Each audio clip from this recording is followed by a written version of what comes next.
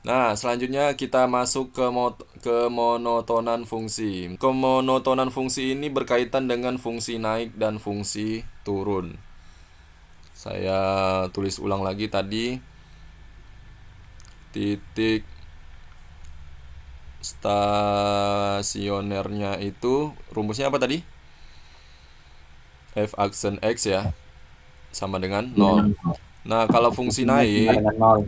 fungsi naik itu dia F aksen X apa itu? Lebih dari nol. Kalau fungsi turun itu dia F aksen Lebih dari X nol. kurang dari nol. Ini rumus yang akan kita pakai untuk mengerjakan yang di LKS 2 ini, ya. Jadi di sini kita langsung saja. Tadi fungsi awalnya itu apa? Enggak, fungsi turunan pertama. 2 cos 2 X kurang 2 cos 2x kurang 2 sin X. 2 sin x. Ini ya. Ini turunan pertamanya. Nah, untuk menentukan fungsi naik, fungsi turun, kita kan udah dapat nih titik stasionernya. Berarti kita buat garis bilangan, ya. Garis bilangan. Nih, kita buat garis. Oke, saya simpan lagi penggarisnya. Di sini kan 0 ya, 0. Kemudian kita dapat tadi titik stasioner berapa aja tadi? 30 Eh, satuannya pi, coba satuannya pi berarti tadi pi per 6 per ya. Pi per 6, kemudian 5 pi per 6. 5 pi per 6, kemudian Berapa ya, lupa. 3 pi per 2, dan di sini 2 pi kan? Kan rentangnya 2 Berapa? pi. Nah, selanjutnya di sini ada berapa daerah nih? 4. 4 ya. Satu, 2, 3, 4. Oke, ada 4 daerah. Ya udah kita uji satu-satu. Kita uji satu-satu misalkan di daerah satu. Daerah satu ya, saya buat di sini daerah satu. Cara mengujinya kita substitusikan salah satu titik yang berada di antara 0 sampai 30. Titik berapa yang mudah kira-kira? 15. 15. Oke. Nah, pertanyaannya adalah kita substitusikan ke persamaan awal atau turunan pertama. Turunan. Gimana? Turunan pertama atau awal? Turunan. Tadi kita mencari nilai maksimum pakai persamaan awal. Kalau untuk menguji fungsi naik fungsi turun kita pakai Pakai diturunin, Pak. apa? Pakai yang setelah diturunin. Ya ya. Karena memang kan sudah ada nih di sini. Ya. Pakai turun sama, Pak. Pakai turunan pertama. Jadi di sini kita langsung substitusikan yang ini tadi ya. Yang ini tadi kita substitusikan.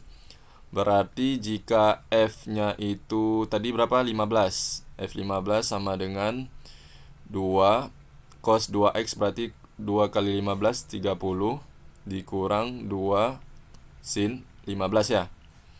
Ya, Pak. Di sini cos 30 berapa? Setengah akar 3. 2 dikali Iya, setengah akar 3. setengah akar 3. Iya, benar. Dikurang 2 dikali sin 15. Kira-kira berapa? Kita estimasi aja. Sin 15. Kan kalau sin 30 itu kan dia setengah ya. Setengah, Pak. Jadi seperempat, Pak. Sin 3 ya, kita estimasi aja. Berarti 15 otomatis kurang dari setengah kan? Iya, Pak. Satu. Otomatis kurang dari setengah. Oke lah, misalkan kita kira-kiranya aja lah. Kadang matematika itu nggak harus kita mencari nilai pastinya. Kita pakai estimasi aja. Kita buatnya itu kira-kira 0, kok biru sih? 25. 0,25 misalkan ya. Ini duanya coret. Jadi tinggal akar 3 kurang Ya. 2 kali 0,25 berapa? 0,5 ya. Di sini akar 3 itu berapa sih? 1, sekian kan? 1, sekian dikurangi 0,5. Jadi kira-kira hasilnya positif atau Positif. negatif? Positif, Pak. Positif. Positif. Positif ya. Kalau positif itu jadi kurang dari apa lebih dari 0? Lebih dari 0, Pak. Lebih dari 0 kan? Oh, kalau lebih dari 0 berarti kita simpulkan antara Fungsi 0 naik. sampai 30 fungsi naik. Nyambung? Nyambung, Pak, nyambung. Nyambung ya. Oke. Selanjutnya yang daerah kedua. Daerah kedua kita coba. Daerah kedua berarti F aksen kita pilih angka yang mudah antara 30 sampai 150. 30, Pak. 90. 45 bisa, Pak, 45. 45 bisa. 90 gampang nggak kalau 90? 90 kayaknya mudah ya. 2 dikali cos 60, 80. 180 dikurangi 2 kali sin 90. 90. Cos 180 berapa? Hmm, Min Min 1. Min Oke, satu, Pak. 2 dikali min 1 dikurangi 2 dikali sin 90. 0. 1. 1 ya. Jadi sini jawabannya adalah min 4 kan? Iya. Min 2 dikurangi 2 berarti min 4 kan? Min 4 berarti kesimpulannya adalah kurang Nilai dari atau turun. lebih dari 0? Kurang. Kurang dari 0. Oke, berarti kalau kurang dari 0 dia fungsi Turun. turun. Ah, nyambung? Nyambung. Langsung lanjut yang ketiga. Antara 150 sampai berapa tadi? 270 ya? 70, Pak. Oke, 180. Berapa? 8. 180 ya. Oke, kita masukin turunan pertama 180 berarti 2 dikali cos 360 kan? Dikurangi 2 dikali sin 180. Jadi di sini 2 dikali cos 0 1 ya. Dikurang 2 dikali sin 180. 0. Berarti di sini jawabannya adalah 2. Kalau 2 berarti Positif. Naik. lebih dari 0 ya, positif ya. Jadi fungsi naik. Selanjutnya yang terakhir, yang keempat. Berapa tadi? 150 ya? Berapa tadi? 270. 270 sampai 360. 360. Kira-kira kita pilih titik berapa yang mudah? 300. 300 ya. Boleh. 300. Jadi di sini 2 dikali cos 600 kurang 2 kali sin 300. Nah, cos 600 itu kan lebih dari 360 nih. Kira-kira lebihnya berapa? Lebihnya 600 dikurangi 360. Berapa? 200. 240. Jadi 2 dikali cos 240 dikurang 2 sin 300. Cos 240 itu berapa? Min setengah. Min setengah. Teman-teman tahu dapat min setengah dari mana? Tahu. Tahu ya? Jadi nggak perlu saya terangkan kan? Ya, Pak. Oke, jadi 2 dikali min setengah dikurang 2 Min sin 300. setengah ya. Min setengah akar 3. Setengah ketiga. Min setengah Ya, akar 3 ya. Jadi di sini coret-coret jadinya min 1. Ini coret-coret tapi negatif ketemu negatif jadi positif tambah akar 3. Akar 3 ini berapa tadi? 1, sekian kan? Koma, Pak. Iya. 1, sekian dikurangi 1. Jadi tetap positif atau udah berubah jadi negatif? Positif. Tetap positif kan? Kalau positif jadinya lebih dari 0. 0. Oke, kalau lebih dari 0 berarti fungsinya Naik. naik. Nah, itulah dia. Jadi kita lihat di sini naik, turun, naik, naik ya. Nah, kita lihat di gambar. Kita lihat di gambar. Nah, di sini terlihat dari 0 ke 30 itu naik, kemudian dari 30 sampai 150 itu turun, kemudian 150 sampai 270 itu naik, kemudian naik lagi. Pas kan? Oh iya Pak. Nah, pas. Itulah dia. Fungsi naik dan fungsi turun. Sampai sini apakah ada pertanyaan? Jadi jawabannya itu yang naik turun itu kan Pak? Ya, jadi jadi misalkan cara menulisnya, misalkan yang ditanya adalah fungsi tebal sekali.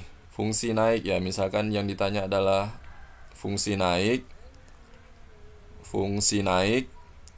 Jadi yang naik itu mana aja tuh? Dari A ke B kan? Ya. Fungsi naik dari A ke B. Udah kita tulis intervalnya. X lebih dari 0 kurang dari sama dengan pi per 6. Dan mana lagi yang naik? D ke E. D ke E. Berarti kita lihat intervalnya dari mana aja tuh. 5 pi per 6. 5 pi per 6 kurang dari 3 pi per 2. 3 pi per 2. Kemudian naik lagi yang dari E ke F. Gitu ya. Kalau fungsi turun berarti dari pi per 6 sampai 5 pi per 6. Itulah dia. Pak, sebenarnya nengok gambarnya udah bisa kita tahu kan, Pak? Iya, tapi kalau ini kan LKS, kalau yang nama LKS ini LKS terbimbing, memang dikasih gambar biar kalian paham. Tapi ketika kalian lihat di LKS, lihat di latihan di LKS, itu nggak ada gambar. Jadi langsung aja dikasih soal ini, langsung tentukan interval fungsi naik. Nah loh, berarti kan kita harus mencarinya, tidak disajikan gambar. Kalau disajikan gambar sebenarnya nggak perlu ngitung, kita langsung lihat aja gambarnya. Makanya itu tadi saya merekomendasikan kalian menggunakan aplikasi GeoGebra itu tadi untuk memastikan dengan menggunakan gambar. Jelas? Jelas, Pak. Nah, Jelas Pak. kemudian tadi salah satu teman di kelas kalian ada yang bertanya, Pak, jadi memang selalu ada hubungannya ya Pak antara titik stasioner dan fungsi naik fungsi turun? Jawabannya adalah Iya. ya, ada hubungannya ya. Karena meskipun soalnya itu tentukan fungsi naik atau fungsi turun, tetap mau nggak mau kita juga harus mencari titik-titik stasionernya. Kita harus tahu dulu titik stasionernya, baru kita bisa menguji di sini apakah naik, apakah di sini turun, ya. Jadi memang harus tahu dulu titik stasionernya. Paham? Paham, Pak. Oke, sampai sini apakah ada pertanyaan? Jelas ya? Baik. Untuk pertemuan berikutnya kita akan bahas tentang fungsi cekung ke atas, cekung ke bawah, dan titik belok. Sebenarnya kalian juga sudah melihat ya, cekung ke bawah itu yang ini, cekung ke atas itu yang ini, kemudian titik belok itu yang ini. Tetapi nanti akan saya jelaskan lebih lanjut lagi. Mudah-mudahan di pertemuan berikutnya bisa ada kesempatan untuk kita belajar lagi.